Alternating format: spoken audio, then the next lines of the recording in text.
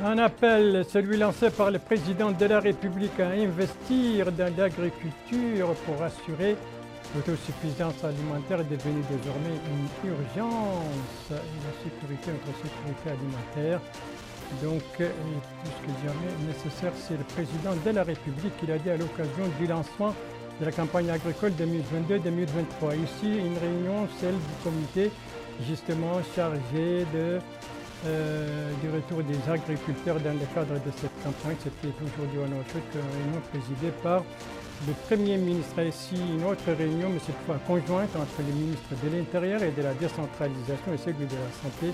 Elle porte sur les systèmes Mouyassar. Voilà pour les principaux titres de votre journal. Et c'est parti, madame, mademoiselle, monsieur, bonsoir et bienvenue à votre 22h de ce vendredi 22 juillet 2022. La question de l'autosuffisance alimentaire n'est plus seulement une stratégie, mais plutôt devenue une urgence et donc une nécessité permanente et une question de souveraineté. J'ai cité ici le président de la République, M. Mohamed Ould Cheikh El Ghazouani. C'était dans son discours à l'occasion du lancement de la campagne agricole 2022-2023. C'était hier, et je vous le rappelle, c'était hier donc, au bord du barrage Les Graillères qui se trouve dans la commune de Gaït Teidoum, tout cela dans la Muqata'a de Tamchakat Ohod El Gharbi, le président de la République, qui a mis en exergue l'importance de la culture sous pluie, la culture pluviale, qui est négligée depuis plusieurs années. Les idées maîtresses donc de ce discours avec vous, Bokar Baïleba. La Mauritanie se donne les moyens de réaliser une campagne agricole à la hauteur des attentes de sa population. Dans le discours qu'il a prononcé à l'Egrailleur dans la Muqata'a de Temchaket, lors de la cérémonie du lancement officiel de la campagne agricole 2022-2023, le président de la République, M. Mohamed Ould Cheikh El Ghazouani, a souligné que la réalisation de la sécurité alimentaire au niveau national dépend de la capacité du pays à développer l'agriculture à la fois irriguée et pluviale. Dans ce discours, le président de la République a indiqué que le gouvernement fait de grands efforts pour attirer des investissements dans le secteur, étendre les zones aménagées, fournir des intrants agricoles et mettre en œuvre de nombreux programmes et projets liés à la promotion de l'agriculture en mettant fin à l'isolement des zones de production et en y fournissant l'électricité. La question de l'autosuffisance dans le domaine alimentaire était aussi présente dans le discours présidentiel. D'ailleurs, il a déclaré que cela ne doit plus être seulement un choix stratégique, elle est devenue plus urgente car il s'agit d'une question de souveraineté et de sécurité. C'est également la base de la capacité de résilience du pays face aux diverses crises. Le président de la République, M. Mohamed Ould Cheikh El Ghazouani, a aussi rappelé les impacts de la pandémie du coronavirus et la crise ukrainienne.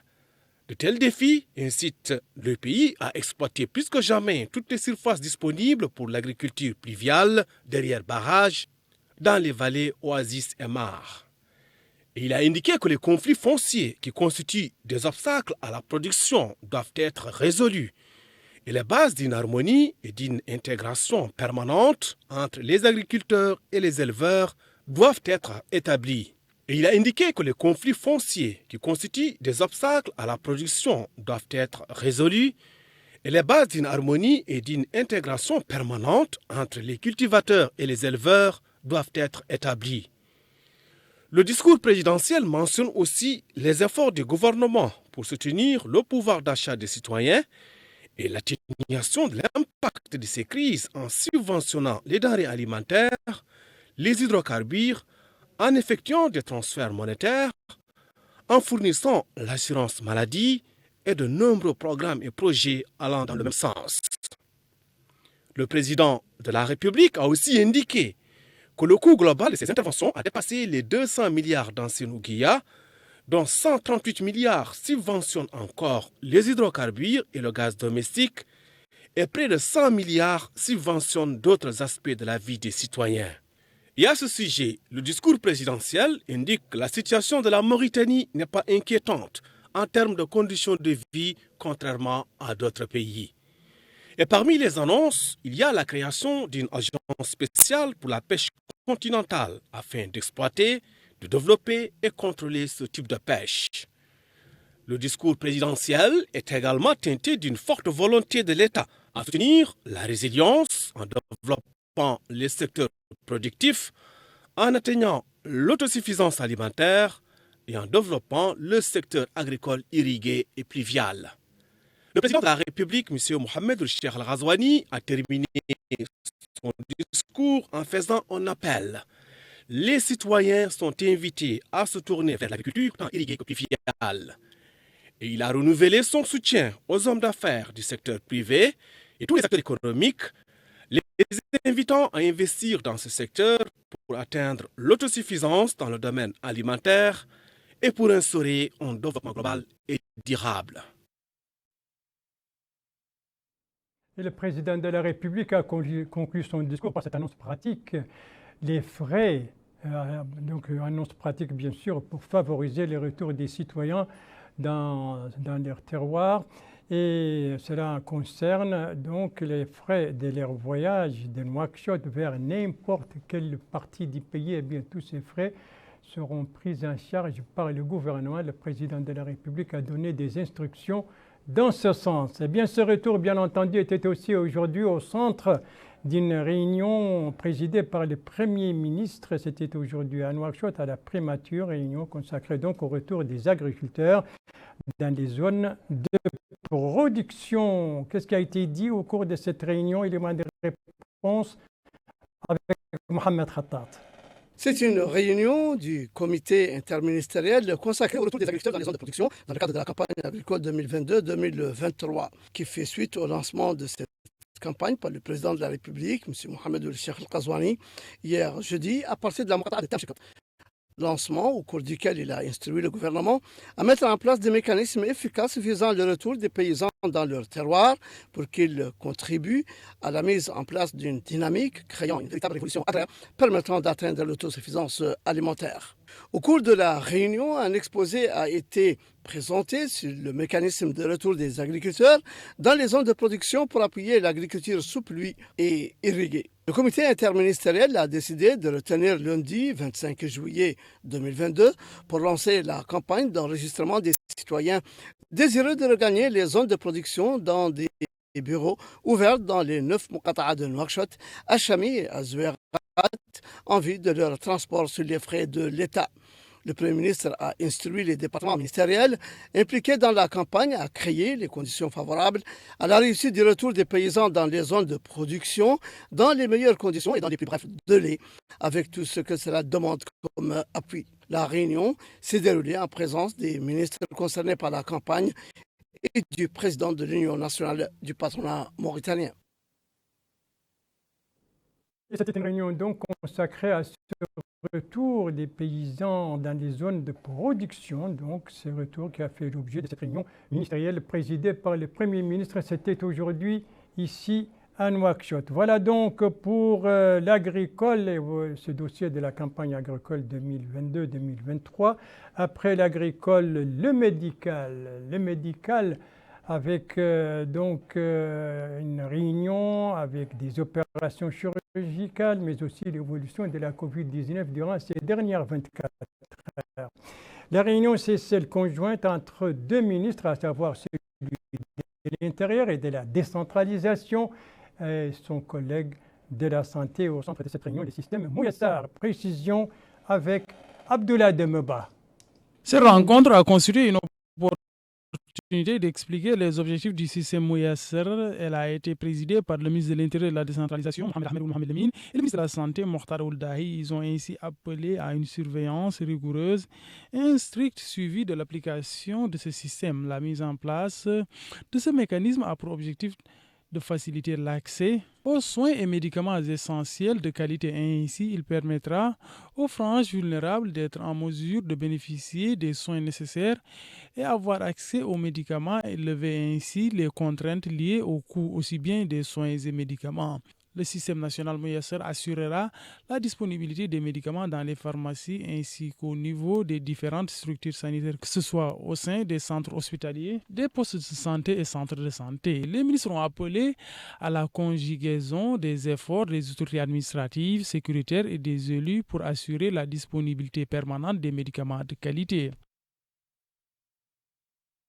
Voilà, le système Mouyasser, autrement dit le système national d'accès aux soins et aux médicaments essentiels de qualité, donc objet de cette réunion conjointe entre le ministre de l'Intérieur et de la décentralisation, réunion qui s'est tenue aujourd'hui donc à Nouakchott. L'autre volet, le deuxième volet de cette page médicale concerne ces opérations donc chirurgicales qui se déroulent au niveau de l'hôpital militaire de Nouakchott. De quelle opération s'agit-il? Élément de réponse avec Melika Nakli. Une première au service d'autorinolaryngologie de l'hôpital militaire de Nouakchott. Les personnes atteintes de surdité profonde ou sévère et celles souffrant d'acouphènes vont désormais pouvoir bénéficier de l'implant cochléaire, un implant électronique qui procure un certain niveau d'audition. Ces opérations chirurgicales ont été effectuées le mois passé au sein de l'hôpital militaire. Elles ont bénéficié à certains enfants sourds et personnes atteintes de surdité sévère. Toutes les opérations chirurgicales menées ont été couronnées de succès.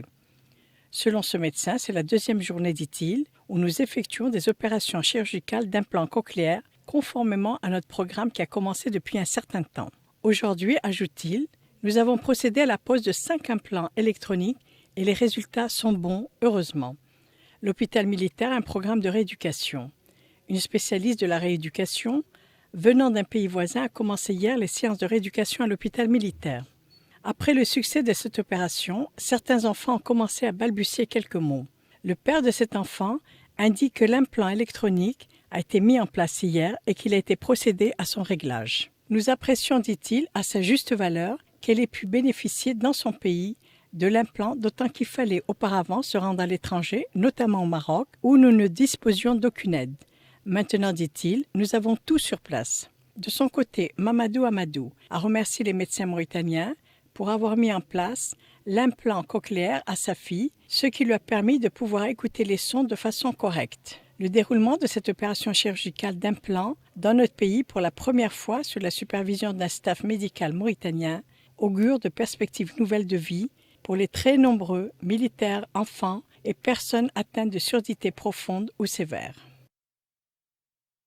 Voilà, bonne nouvelle donc pour les personnes atteintes de surdité lourde, profonde, avec ces opérations qui donc peuvent être faites désormais ici à l'hôpital militaire de Nouakchott. Troisième volet de notre page médicale consacrée à l'évolution de la pandémie de la Covid-19. On doit voir les images et les graphiques. Les graphiques donc tels que nous a été communiqué par le ministère. Voilà, le ministère de la Santé dans son bulletin quotidien. Eh bien, le ministère a enregistré ce soir 48 nouvelles infections de la Covid-19 et 154 guérisons. Et fort heureusement, pas de décès. Et si le bulletin a fait le cumul donc de tous les cas depuis le début de la pandémie, on est à 62 233 cas positifs, dont 60 196 guérisons et malheureusement 989 décès. Ça, c'est donc le bulletin quotidien du ministère de la Santé sur l'évolution de la Covid-19 durant les dernières 24 heures. Une évolution, donc, vous le voyez, qui va en yo-yo, ça descend, ça remonte, ça descend toujours. Est-il en tout cas qu'on est toujours à 48 nouvelles infections de la Covid-19. Après le médical, le religieux, avec le début du retour de nos pèlerins après leur pèlerinage, les premiers contingents donc, et de retour à Nouakchott, c'est depuis ce matin, tôt ce matin, et il a été accueilli par le secrétaire général du ministère des affaires islamiques et de l'enseignement originel. Compte rendu Bokar Baïleba. 415, c'est le nombre de pèlerins qui ont regagné le pays après avoir effectué le pèlerinage à Médine et à la Mecque au titre de l'année de l'Hégire 1443. La délégation officielle d'accueil est à la hauteur de ce premier contingent. Au bas de la passerelle de l'appareil affrété pour la circonstance, les pèlerins affichaient naturellement des visages radieux et joyeux de rentrer au pays et fiers d'avoir accompli le 5e pilier de l'islam. D'ailleurs, les pèlerins affirment que les conditions du Hajj cette année étaient bonnes à Médine, où ils ont pu accomplir les 40 prières, de même qu'à la Mecque. Et ils ont exprimé le remerciement à l'État mauritanien pour la qualité du transport, du logement, de la nourriture, entre autres. On a fait un bon pèlerinage. C'était très bien passé. Alhamdulillah Rabbil Alamin. C'est bien passé. Ça s'est très bien passé au niveau de Médine surtout, où les logements étaient très bien et nous étions à côté de la mosquée aussi. En tout cas, pour moi, dans l'ensemble, ça va. Voilà, ça va très bien, alhamdulillah, machallah. Ainsi, le secrétaire général du ministère des Affaires islamiques et de l'enseignement originel, Betoullah Ahmed El-Swad, a déclaré que les pèlerins sont arrivés en bonne santé, précisant que leur séjour s'est bien passé. Et il a rappelé que la mission officielle du Hajj a déployé de grands efforts pour le confort des pèlerins durant toutes les étapes, ce qui leur a permis d'accomplir les rituels et de rentrer au pays en bonne santé. Il a exprimé ses remerciements à tous les partenaires du processus, à commencer par les autorités sécuritaires, les compagnies aériennes et bien évidemment le Royaume frère d'Arabie Saoudite. À son tour, le directeur général adjoint de l'Agence nationale de l'aviation civile, Baba Ahmed, a indiqué que les procédures du transport des pèlerins s'est déroulées dans de bonnes conditions, soulignant que les avions étaient soumis à une inspection technique préalable avant de les affréter. D'autres vols transportant les pèlerins mauritaniens sont attendus dans les jours à venir. Et ça, c'était le retour du premier contingent hier soir à l'aéroport international où nous aussi un contingent donc fort de 215 pèlerins. Après le religieux et le pédagogique, avec cette cérémonie organisée à Toujounine, c'était hier soir pour primer les meilleurs élèves de la Muqata'a, compte rendu Mohamed Khattat.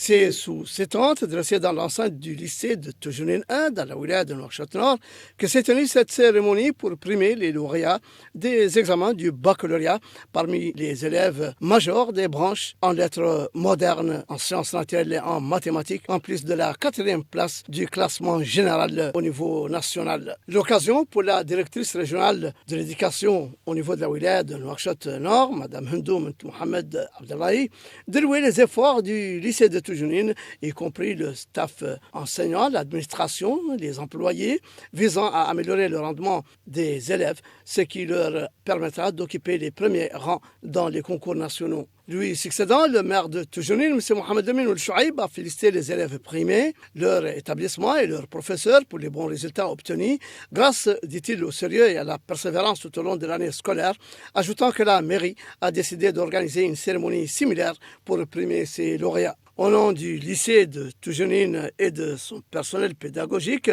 Mme Aïcha Nanam Mohamed Vardel a souhaité la bienvenue aux participants à la cérémonie et a félicité les lauréats et les professeurs pour le travail accompli. Quant au porte-parole des parents d'élèves au niveau de la Muqata'a de Toujounine, M. Ali Noul Khayna, il s'est déclaré fier de cette distinction, consacrant l'ambition des parents à voir leurs enfants occupés des rangs élevés.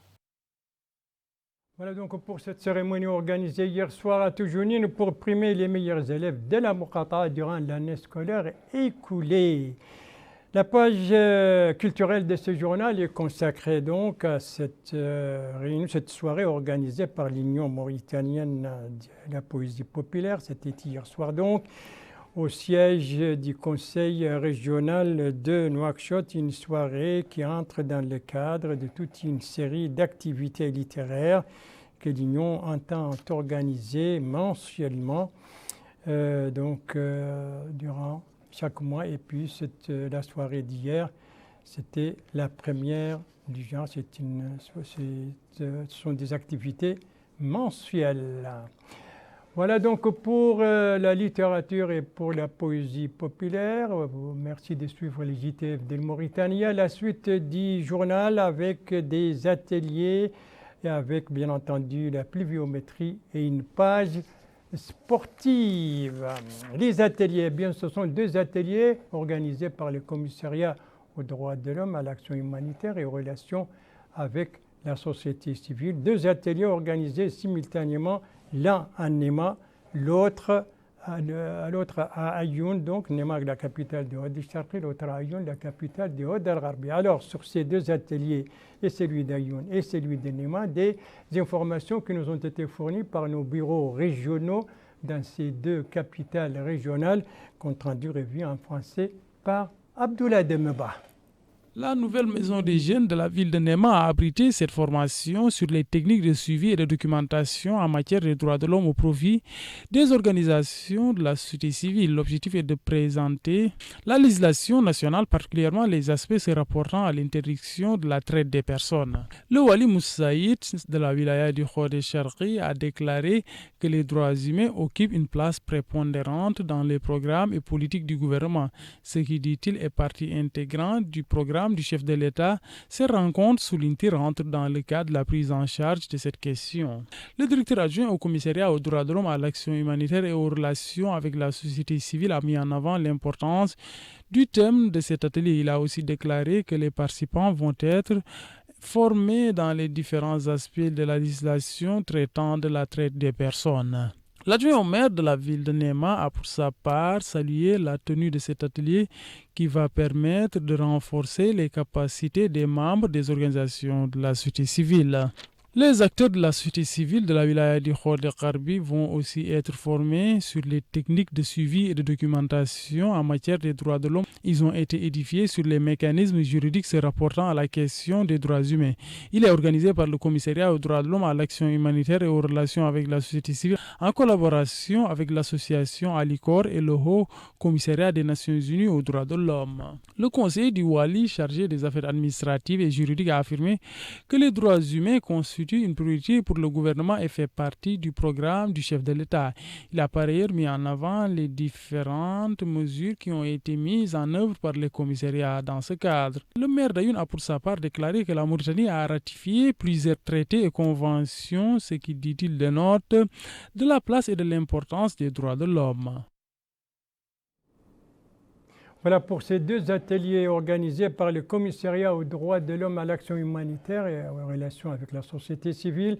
2 ateliers organisés à Nema et à Ayoun. Le 3e atelier, lui, vient de se dérouler à Kayedi, la capitale du Gorgol, et lui, il est organisé par le ministère des Affaires économiques et de la promotion des secteurs productifs. Atelier dont les travaux viennent d'être clôturés. Compte rendu de notre correspondant permanent là-bas, Chokri Mohamed Val. Compte rendu revient en français par Mohamed Khattat. Les rideaux sont tombés à Kayedi sur les travaux de l'atelier de validation de la stratégie de croissance accélérée et de prospérité partagée organisé par le ministère des Affaires économiques et de la promotion des secteurs productifs dans la wilaya du Gorgol. Les participants ont apprécié les principaux axes de cette stratégie liés à l'économie, la culture, le tourisme et au volet social, ainsi qu'à la bonne gouvernance, comme l'a précisé cet acteur économique, Cheikh Sidi El-Mokhtar ou Abdel Qahar, indiquant que l'atelier est une démarche participative impliquant toutes les forces vives, les chefs de service régionaux, les représentants de la société civile, des organisations professionnelles et du secteur privé, qui a permis de poser tous les problèmes et proposer des solutions avec des facilitateurs qui ont été compétents et à la hauteur de l'événement. Pour sa part, le représentant des organisations de la société civile, M. Mohamed El-Mostafa El-Mami, a noté que la stratégie proposée était constructive, posant un diagnostic de la réalité économique de la wilaya en général. Il a remercié le conseil régional pour son implication et celle des habitants locaux dans la prise de décision concernant les choix de développement qu'il juge les plus appropriés. Il est à noter que l'atelier vise à doter la wilaya d'un plan de développement local appréciable et durable et un accès plus facile aux services de base ainsi que le renforcement de la bonne gouvernance dans toutes ses dimensions. Un atelier sur le développement local, donc organisé par le ministère des Affaires économiques et de la promotion des secteurs productifs, atelier qui vient de se dérouler donc à Kaïdi, la capitale du Gorgol. Le Gorgol qui ne fait pas partie des wilayas qui ont été arrosés durant les dernières 24 heures, 4 en tout. Il s'agit de Dohod, de la Saba et d'Iguidimadra. 120 villes et localités dans ces 4 wilayas ont reçu la pluie durant la nuit dernière. Quelles sont ces localités et quelle est la hauteur de l'eau? C'est ce qu'on va découvrir ensemble.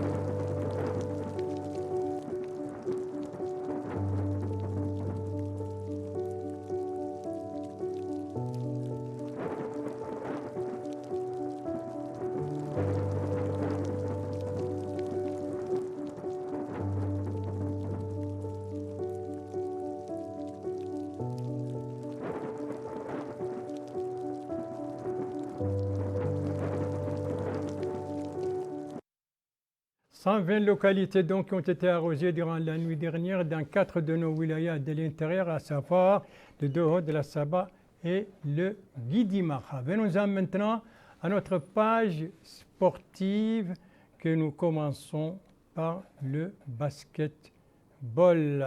Voilà, et cela se passe donc à Zouerat, des enfants qui s'initient au basketball.